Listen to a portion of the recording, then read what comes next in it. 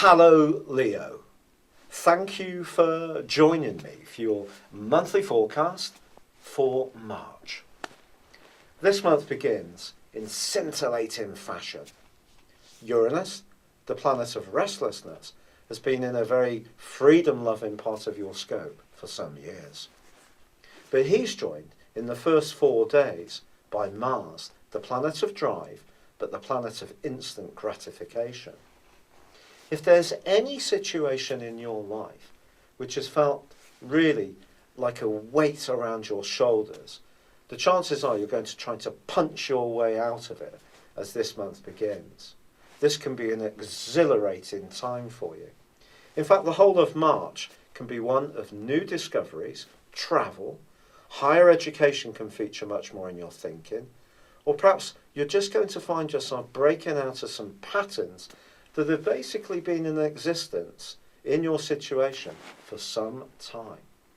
But when Mars and Uranus get together, it is quite a punchy sort of influence. So it's possible that you will try to do whatever you need to do in quite a fast and quick way. It's not really a very contemplative conjunction. So just be aware that that could, in its way, cause a little bit of instability. The one thing it won't cause is any boredom. It just has to see you push things to the edge. But at the same time, there's another conjunction going on between the Sun, which is in a deep and psychological part of your scope, combining with the dreamy influence of Neptune. If you recall, on the 26th of February, there was a solar eclipse in the sign of Pisces, and that conjoined with Neptune. So the Sun conjoining with Neptune at the very start of this month is a run over of this energy, which is brilliantly inspirational when it comes to embracing our imagination. But when it comes to shared resources, it's quite tricky. If you're in the process of trying to discuss any kind of business interaction, plan, project, or agreement, proceed with caution. If there are assets to be carved up in some kind of legacy situation, then also proceed very cautiously too. Because you see, you may encounter someone, Leo, who doesn't have the same value system or set of principles that you do, because of the distortive element that Neptune can bring to situations. If you are coming together with anyone, you need to be very, very careful that everything is as clear as possible. Otherwise, well, there could be some deception, quite frankly. Now, maybe it is that the conjunction between Mars and Uranus is going to help you to really seek out the truth in a very assertive way, because the 9th house can be very much about the truth in a way. It's very Sagittarius ruled. And that can be a very good thing, especially if someone's keeping you in the dark, not answering emails or letters, playing a few games. Well, that's going to help enormously. But the conjunction between the Sun and Neptune can also have a very humanitarian side, and it can see you helping out someone who's not having such a good time of it. But it's very important that this is well intentioned by yourself, and there's no expectation of anything back from the other side, and also you're clear on why you're doing it. But also, not only are Mars and Uranus combining, they're also in opposition with Jupiter, the planet of growth, which, true, is continuing to track backwards. Now, that retrograde is going to be augmented by one in Venus, which is still in your sister fire sign of Aries. And that's going to begin on the 4th and is going to go on for the rest of the month. It is true that with both these planets in retrograde, that when it comes to communication, you can't be sloppy at any time throughout the rest of the month. It is going to be important to be very, very precise, especially where there is something hanging on it. Now, of course, if we're just walking to the shops and we see someone we know and we say, "Hi, how's it going?" that's not really a situation that's going to be scrutinised in any big way. But if there is anything you need to discuss in a romantic context or one which requires a degree of sincerity, then that's where you do need to just be careful. But Venus in the ninth house, although in the sign of Aries it is in detriment, can be good for teasing out the truth of situations, but in a more subtle, less forceful way than the conjunction between Mars and Uranus. But remember, Mars and Uranus conjunct is very exciting if it sees you punching out of any restrictions either you've put yourself under or anyone else has, or circumstances. So you can relate well with Venus in retrograde. It can actually make you more sincere, to be perfectly honest. And by choosing your words carefully, that can be something which gains extra credence and gives you added credibility with others. But Mars is going to move past Uranus and its opposition with Jupiter, which can bring this huge level of electric energy to all sorts of communications. And on the 10th, climbs to the very top of your horoscope. For the following 6 weeks, it's going to give you huge added authority. You're at your very best when people are aware about what you have to offer. It's not necessarily the case that every Leo wants to totally dominate everyone else's attention. But it's more a case of you need to be respected. And why not? That is something we could all rightly want.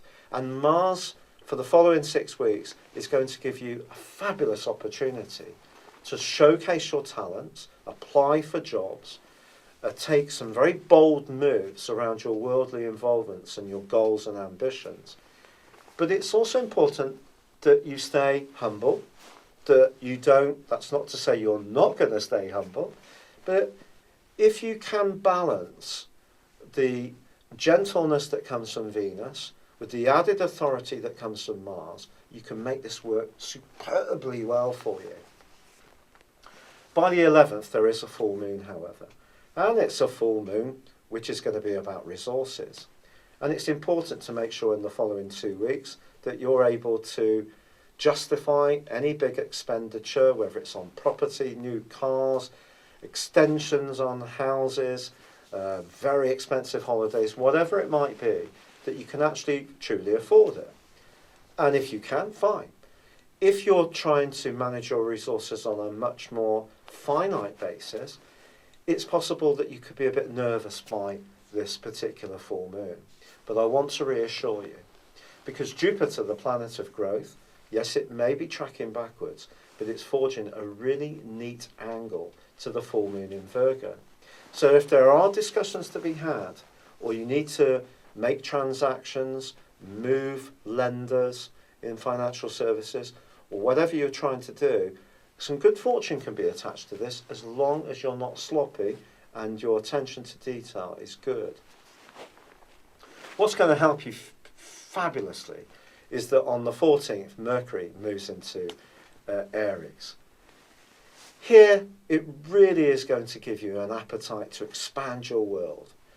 If you are someone who's ever thought about higher education or distance learning, this could be something that really starts to captivate your interest even more. However, Mercury moving into this area can also be quite a truth seeker. In the sign of Pisces, it helped you to get beneath the surface to a degree, but the dreamy, mutable, watery energy, and Mercury is not happy in Pisces, it's in detriment, means that Mercury is going to be much happier in Aries, where it's all about making things happen, showing an initiative. And again, it's about breaking through the fixed energy of your zodiac sign, which can see you rather cautious, rather more cautious than people think you often are. Yes, you have got a risk-taking side to your nature, per se, but there's another part of you that pretty well likes what you know. But Mercury's asking you to go to the edge, to really seek out new spontaneity, new stimulation. And that is very exciting, especially on the back of what happened at the first week of this month, when Mars combined with Uranus and opposed Jupiter. Now on the 20th, the Sun moves into Aries too. And of course, Aries is your sister fire sign. So in terms of ease of operation, it's a trine to your energy from your Sun. You may have other planets in Leo too. And this is going to help you to really expand, widen your horizons, travel more, be more physically active, move around, go to see people at a distance, or take up new interests, which really do delight and provoke you. Now on the 28th, there's a new moon, so this desire to really bring greater pace and energy to your existence is going to get even greater in the following month. Mercury also combines with Uranus, so your ideas are going to be absolutely pulsating around. There's not going to be a dull moment, believe me, Leo, as this month enters its final 10 days. But Mars does forge a really fine link with Neptune in the last week of this month. And it's important at that time to understand that Neptune can just take the edge off Mars a little bit. Mars's need to be in the spotlight can just be softened, and it may see you taking a lead in a situation which helps others. And that can be a wonderful thing to achieve. But this can be a really critical month, I feel. A month, in a way, which you've been waiting for a very long time. Because if you cast your mind back, for some time up until March last year, Uranus, in the sign of Aries, was clashing with Pluto, and that was creating quite a lot of resentment within you, I feel, in terms of the need to do your own thing against the need to be dutiful. There's been an echo of those two in the background the first 2 months of this year. The orb between them has been a bit wide, but it's kind of been a bit there. So this month is the time to really break out. So there may be a retrograde to Venus, there may be a retrograde to Jupiter, and yes, sincerity and care is going to be needed around your communications. But if you really want to take on some new challenges, this is just a wonderful opportunity for you. Good luck and goodbye for now.